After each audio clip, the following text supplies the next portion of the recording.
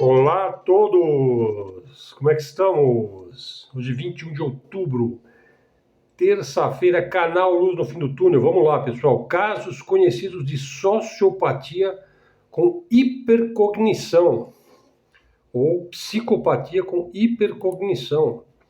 Veja, tem muitos filmes aí que mostram aí os mutantes, né? Os indivíduos que têm capacidades absolutamente inexplicáveis e excepcionais, né? Casos de autismo também, em diferentes graus, de diferentes tipos, espécies, né? Veja, esses casos são estudados, né? São estudados pela ciência e de uma maneira bastante documentada. Já existe vasta literatura a respeito, pelo menos desde o século XIX, mas são casos assim que foram observados ao longo de muito tempo, né? Veja, um filme que a gente pode ter um vislumbre, né, sobre pessoas com dons extraordinários, por exemplo, é o filme O Contador, né? O Contador é realmente um caso, é um filme que nos dá um vislumbre dessa condição, comumente associadas aí a vários tipos de processos perceptivos cognitivos ampliados, amplificados, né? Eu estava agora vendo um vídeo de um menino argentino, né, de 12 anos de idade, que ele anotava tudo que acontecia no entorno, né, de sua comunidade. Ele sabia tudo de todas as pessoas, né? Ele fazia estatísticas, né, sobre o que acontecer com aquela pessoa, e com aquela, e com aquela, e com aquela. E assim, num grau de cognição e de percepção absolutamente amplificada, né? E, enfim, é um vídeo assim assustador, né? Acontece que pessoas com dons de manipulação formidável por conta de sua cognição, que tem um grau de cognição incompreensível e com absoluta ausência de empatia humana, não tem empatia humana nenhuma, é uma máquina de raciocínio inexplicável. Veja, e a empatia humana, a emoção humana, o sentimento humano, ele pode ser simulado pelo indivíduo calculadamente para ele conseguir sobreviver na sociedade, né? Na verdade, essa comunidade de pessoas, vamos dizer assim, talvez existam uns 5 mil indivíduos assim. Observação, eles estão no topo da cadeia alimentar. Eles estão aí anônimos, manipulando as situações. Essas pessoas se conhecem, se reconhecem e manipulam praticamente toda a comunidade humana. Duvidam. Veja, pega aquele livro Poneros, Ponerologia, não vou lembrar o nome do autor agora, Ponerologia, que é um estudo sobre o mal, né, e sobre a psicose, sobre a psicopatia. Não é um tema desprezível, não é uma mera teoria da conspiração. É uma área estudada pela psicologia, pela psiquiatria forense, pelo direito, pela criminalística, pela sociologia, pela antropologia e por aí vai, né? Então imagine se a gente se desse conta de que a gente é manipulado por indivíduos anônimos que estão por trás dos acontecimentos e que são capazes de prever o comportamento humano, que são grandes observadores do seu entorno e que conseguem manipular a bolsa de valores, conseguem acumular vastíssimas fortunas, assim, da ordem de bilhão e até de trilhão, como é o caso lá do Elon Musk, né? Conseguem manipular pessoas, políticos, governos, né? Enfim, tem certas coisas assim no mundo que hoje você só explica através de teorias assim, que parece teoria da conspiração, né? Bom, pessoal, então queria fazer essa introdução aí, né? Por conta desse vídeo que eu assisti aí do argentino, né? Queria ver se eu achava o nome aqui para indicar para vocês, né? Olha lá, peraí. Bom, depois eu indico aí para vocês, né? Desse menino argentino. E depois ele vai aparecer ao longo da vida dele trabalhando no mercado financeiro, né? Trabalhando aí para grandes máfias, grandes governos aí, né? Bom, vamos continuar aqui, ó. A gente volta a esse tema. Veja, personalidades se unem em abaixo-assinado de defesa a Breno Altman e a liberdade de expressão. Então, assim, um abaixo-assinado de muita gente boa aí, gente importante, gente influente, porque o Breno está sendo acusado falsamente pelo lobby sionista no Brasil de ser antissemita. Quer dizer, ele que é semita, que é o indivíduo que mais defende a comunidade semita, que são os palestinos. Os palestinos são os mais semitas de todos, né? Ele é acusado de antissemita, né? Justamente por aqueles indivíduos que manipulam os acontecimentos, que são psicopatas, são sociopatas, talvez com a hipercognição, né? E que querem normatizar coisas como limpeza étnica, né? Querem normalizar a possibilidade de você poder, enfim, justificar o mal, né? Sobre as mais diferentes argumentações, né? Só uma outra coisa que também que me chamou a atenção ontem, acho que foi lá no Dizimista. Eu gosto muito dos vídeos do Dizimista, né? O sistema vai quebrar, pessoal. Eu não quero ser pessimista, hein? Mas olha, tudo indica que vai quebrar. Vocês viram lá o vídeo do Donald Trump? Ele entra, veja só, é um vídeo da Casa Branca, do governo dos Estados Unidos da rede social do Trump, que é um dos indivíduos mais distópicos, né? É um comediante perigosíssimo, né? E é, evidentemente, um sociopata com grande capacidade de simular sentimentos humanos, né? É o que eu estava dizendo, o mesmo tema, né? O sistema vai quebrar. E daí ele entra num helicóptero, ele tá com uma coroa de um rei, uma coroa dourada, ele vai pilotando um helicóptero.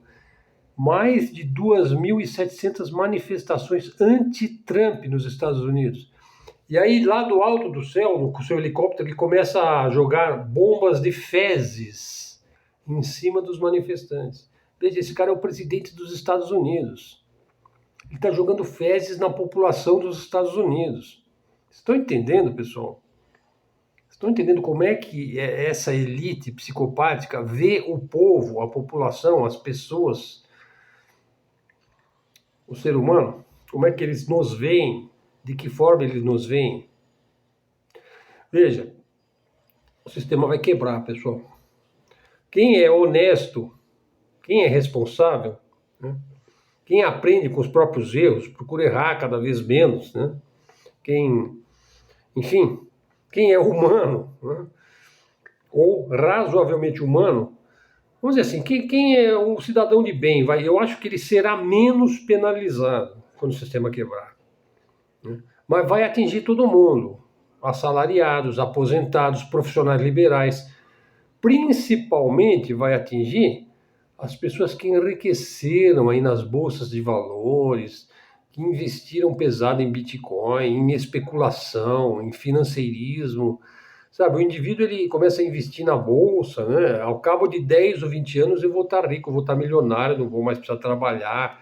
Parece que nos Estados Unidos uma boa parte das pessoas vivem com a perspectiva de não precisar mais trabalhar, né? Eu vou ter um investimento seguro em 20 anos, né? Veja, na verdade, assim, os bancos vão entrar numa quebradeira, um efeito dominó, e vai ser pior do que a quebra imobiliária de 2008. Vai ser pior do que a crise de 29. Né? Lá na crise de 29, teve uma família lá, a Cargill, já ouviram falar na Cargill? A Cargill manipula, assim, alimentos, indústria de carne, de sementes no mundo inteiro. A Cargill está espalhada, ele tem uma porção de marcas aí, de coisas que a gente compra no supermercado, né, que são marcas e submarcas, empresas e subempresas ligadas à Cargill, que é uma família. Veja, essa família foi a que mais lucrou lá na crise de 29. Né? Tá lembrado que eu falei do sociopata lá, com hipercognição? Pois é.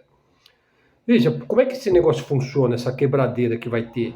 Veja, acontece o seguinte, imagine financistas, empresas aí que emprestam dinheiro para as pessoas, Veja, o financista ele pega dinheiro dos bancos e empresta para todo tipo de gente. Veja, nos Estados Unidos, 40% de toda a contabilidade dos Estados Unidos é forjada, é inventada, é maquiada para captar recursos acima da capacidade da empresa, do indivíduo, né? Muito acima, né? Por quê? Porque a cobiça nos Estados Unidos já se tornou esquizofrênica. A especulação financeira é geral, né? por exemplo, agora dentro da política neoliberal, cortar impostos dos mais ricos, né? Não cortar impostos dos mais ricos, veja bem, deixa eu corrigir, não cortar impostos dos mais ricos é considerado vital para ter bons índices nos gráficos. Então, se você corta impostos dos mais ricos, você está prejudicando a economia, você está prejudicando o enxugamento da máquina, você está prejudicando a austeridade pública, você está prejudicando o ajuste fiscal, né, o teto de gastos, não sei o quê. Então você não corta impostos dos mais ricos. Na prática, é isso que você não faz na política neoliberal, né? Na verdade, assim, aquele 1% mais rico, né, dos super ricos, na verdade é 0,01%. Não abrirá mão de nenhum centavo para salvar a economia.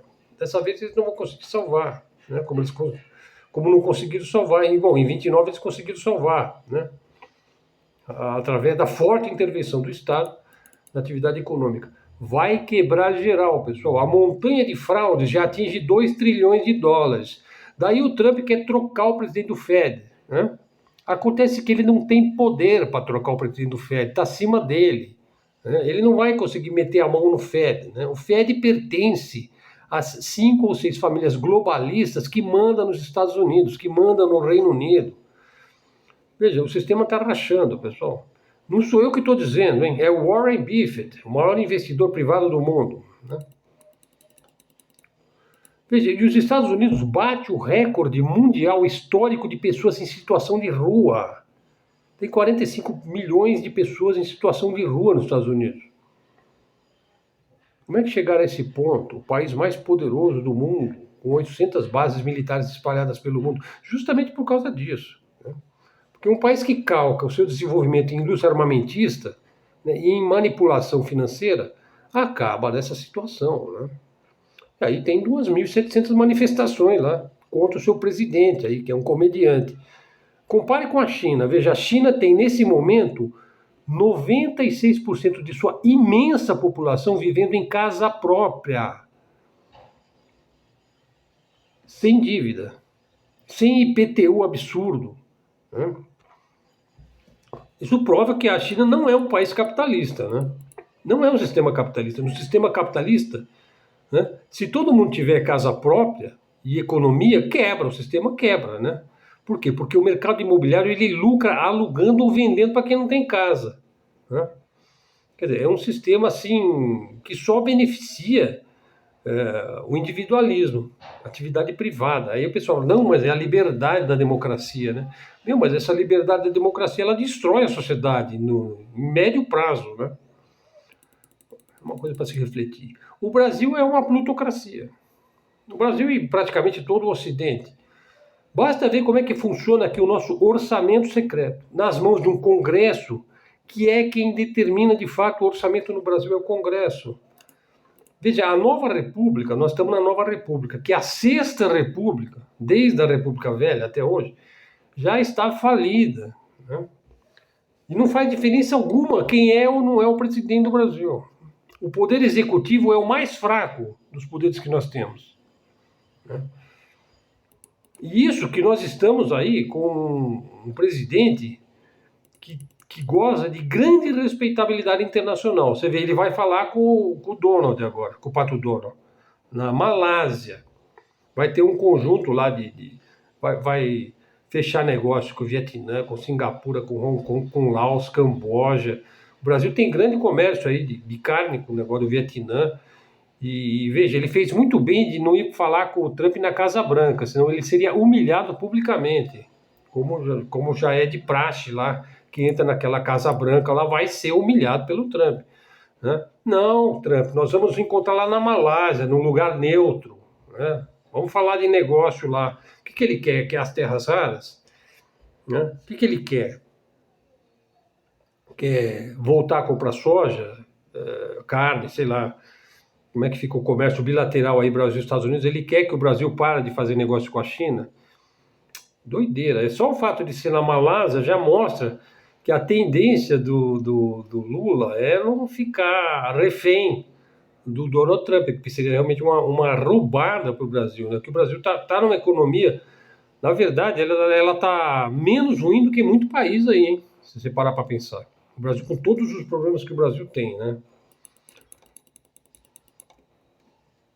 Veja, os Estados Unidos estão indo para um caminho aí cada vez mais complicado, né? Eu estava vendo uma matéria aqui que fala sobre o Samora Machel, né? Veja, o Samora Machel foi um militar de Moçambique. Pessoal, vocês sabem que Portugal já foi um império, né? Um império ultramarino, o mais importante império ultramarino, talvez, da primeira metade do século XVI. Aliás, do século XVI todo, né? Foi o maior império católico e ultramarino do mundo conhecido, né? Depois veio a Espanha, na época da União das Coroas Ibéricas, lá 1580, 1640. E aí você tem o século da Espanha, né? As colônias espanholas, né? Por exemplo, a América Hispânica toda, né? E depois o fluxo, vamos dizer, já tem o capitalismo, já tem as companhias de comércio das Índias Ocidentais, das Índias Orientais, vai para as mãos da Holanda, né? Mas quem vai herdar esse império e essas finanças, né? E esses negócios é o Império Britânico no século XIX, consolidado através de pirataria, do ouro brasileiro que sai aqui das Minas Gerais, né? Você tem o Império Britânico. Quem vai herdar esse Império Britânico e as bases militares do Império Britânico espalhadas pelo mundo, um império onde o sol nunca se ponha, né? Que estava nos 7 mares, serão os Estados Unidos, né? Então eles herdam aí essas bases militares todas espalhadas pelo mundo, né? Veja, mas então veja só, pessoal, para onde vai agora? Foi feita uma pesquisa estatística e matemática. Veja, cada um desses impérios, o seu sistema monetário, ele se mantém pujante durante 81 anos, em média. Isso é uma média, lógico, pode ser 90, 100, 110, 70, 80, 90, 100, 110. Veja, e agora, exatamente agora, nesse ano, os Estados Unidos completou 81 anos de predomínio do dólar. Quer dizer que ele já está na média, no limite da média, aonde o império se mantém, né, unipolar, se mantém aí hegemônico, né? Quer dizer que a gente já pode prever que os Estados Unidos não têm grande duração como império, né?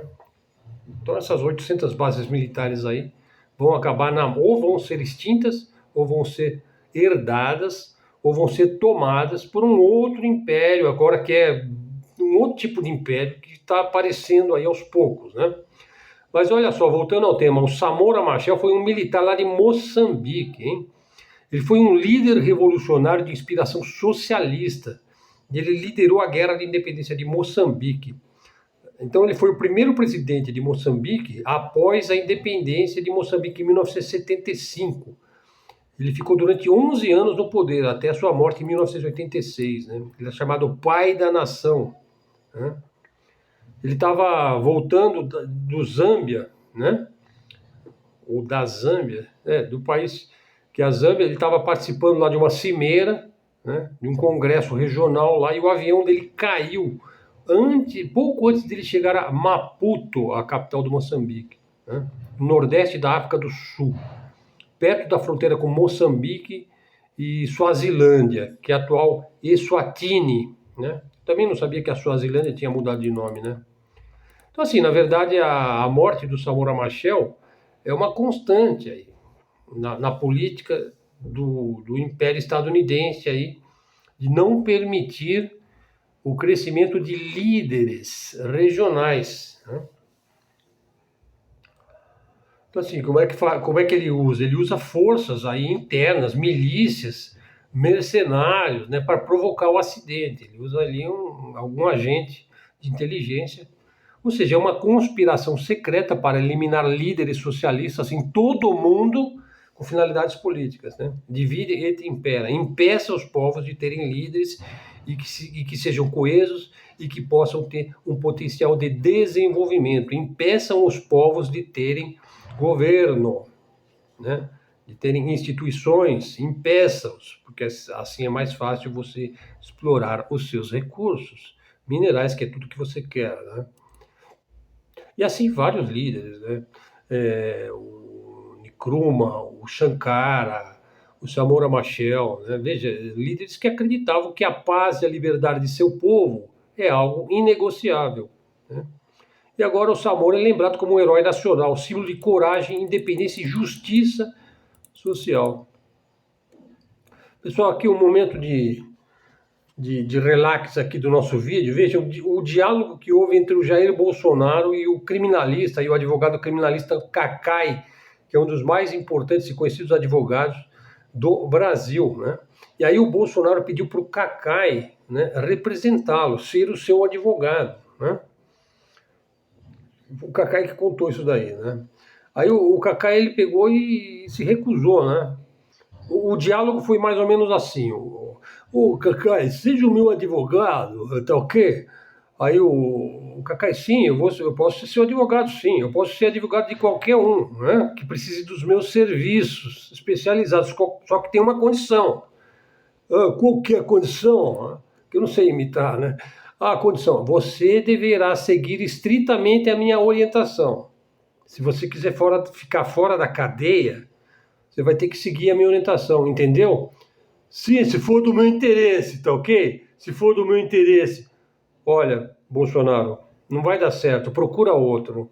E daí ele se recusou, né, a ser o advogado. E aí tem um vídeo aí do Cacai, né? Chama Cela na Papuda já está pronta para Bolsonaro, né? E aí tem a íntegra da entrevista aí com o Cacai. Sérgio Moro chegou ao STF, mas não como ministro. Ele chegou ao STF, mas não da maneira como ele imaginava, né? Um outro líder socialista africano foi o Lumumba, né?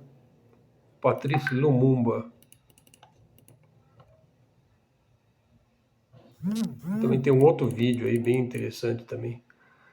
Ele fez um discurso de 7 minutos que lhe custou a vida. Patrice Lumumba. Acho que era lá na época da Guerra do Vietnã, se eu não me engano, lá na época do Lyndon Johnson. Pessoal, daí apareceu um vídeo aí, olha só, que foi vendido aí pela mídia, pela manipulada mídia sionista, né? Vídeos do Hamas executando israelenses. Ó, tudo mentira. Os coitadinhos dos israelenses aí são mercenários do ISIS, o Daesh, que é um grupo armado pelos sionistas, né, e que é vendido aí na mídia sionista como terrorismo islâmico. Aí, de repente, eles viram coitadinhos mesmo, né? Quer dizer, a nova estratégia da mídia ocidental é divulgar vídeos do Hamas executando pessoas como se fossem civis inocentes, né? Ou grupos moderados. Na verdade, eles estão aí, ó, executando facções rivais salafistas, muito mais radicais e conhecidas por decapitação infantil, né, pessoal? O Hamas está fazendo uma limpeza em Gaza, eliminando células e simpatizantes do Daesh, do ISIS, que há tempos operam a favor de interesses ocidentais. Você nunca vai ver Daesh, Al-Qaeda, ISIS, fazendo qualquer coisa contra o Estado sionista de Israel, justamente porque eles são criações do Estado sionista de Israel, né? Por exemplo, é conhecido que Israel já concedeu atendimento médico, assim, a combatentes do Daesh feridos em combate na Síria. Quer dizer, já está divulgado isso aí nas redes, né? Daí, então, esses indivíduos que muitas vezes são rotulados como vilões, por exemplo, o Bin Laden, né? Aquele que é o presidente da Síria, o Julani, né? Agora são tratados assim, ou como heróis, como é o caso do Julani, né, que passou de vilão para herói, ou são tratados como vítimas, porque se tornaram alvo do Hamas. Ou seja, está tudo descontextualizado, né? Para manipular a percepção pública, né? E quem faz essa manipulação? Psicopatas, sociopatas, que muitas vezes têm uma hipercognição da realidade. Nós temos que tomar muito cuidado, hein?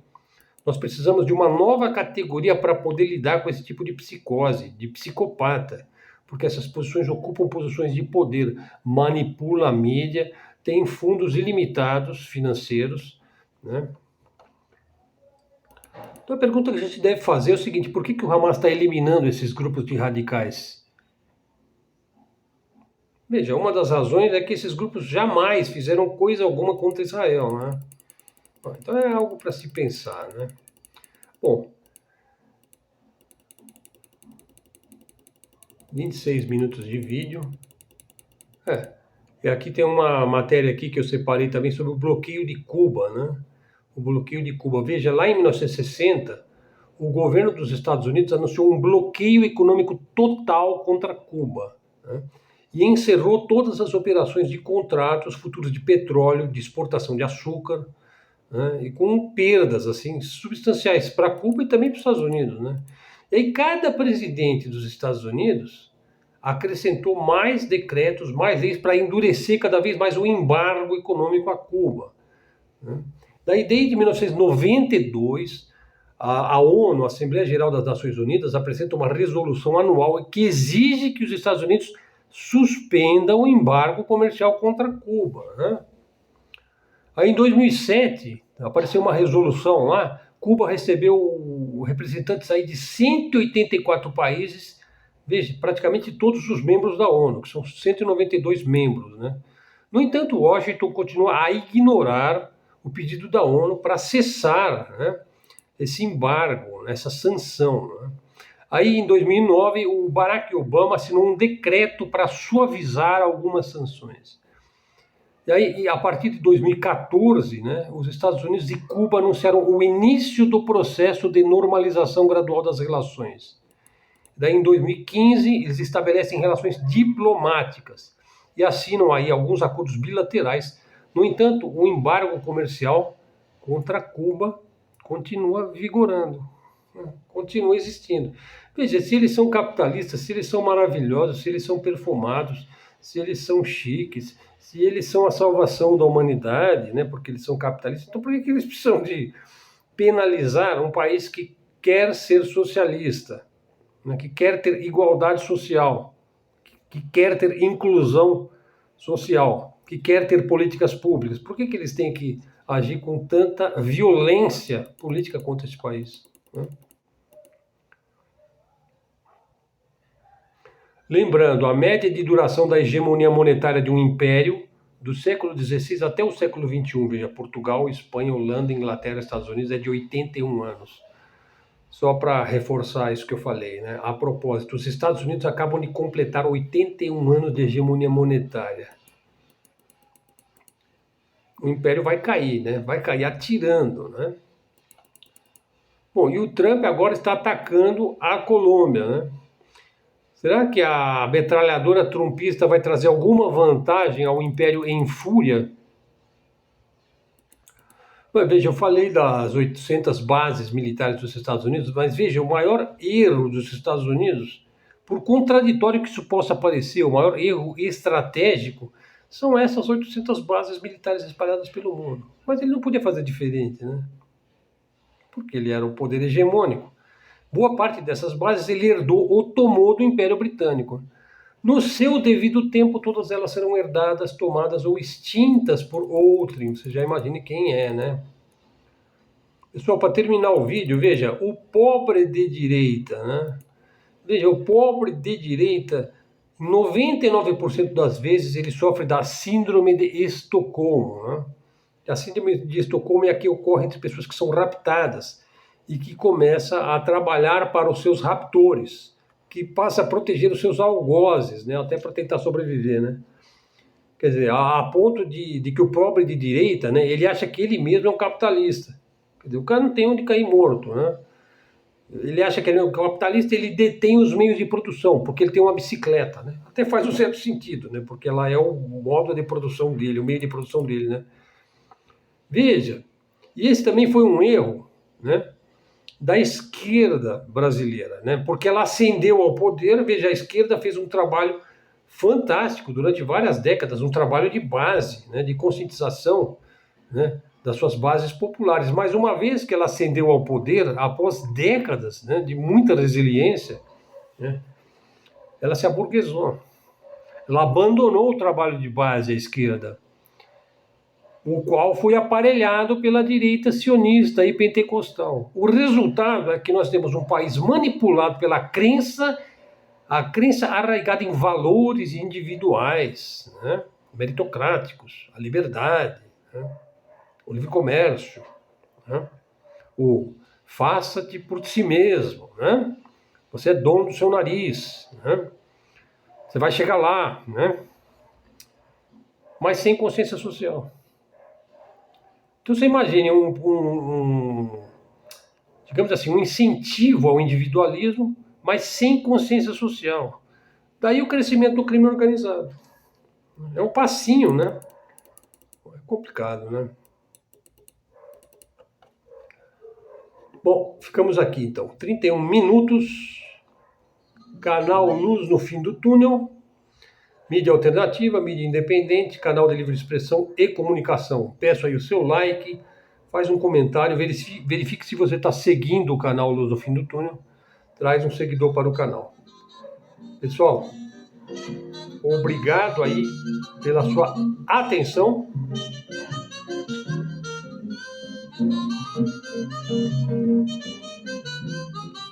Helder Araújo aqui. E me despeço agradecido pela sua atenção. Até a próxima e fiquem com Deus.